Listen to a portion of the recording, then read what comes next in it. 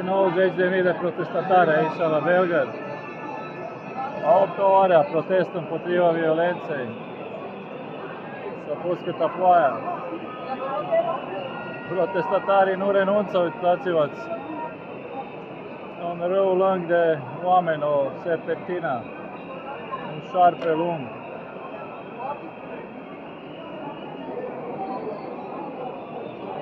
Se îndreaptă protestatarii către autostrada principală, să o blocheze.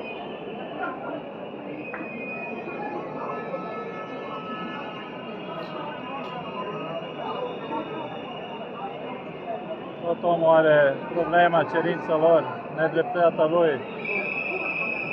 Acest drapel nou al Serbiei, tricolorul.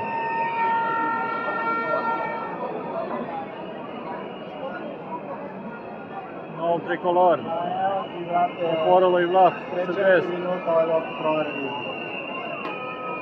Stagul lui Ferrari, simbolul protestului. Fiecare cu a lui. Aici avem și popii împotriva 5G, chemtrails, vaccinuri, globalismului.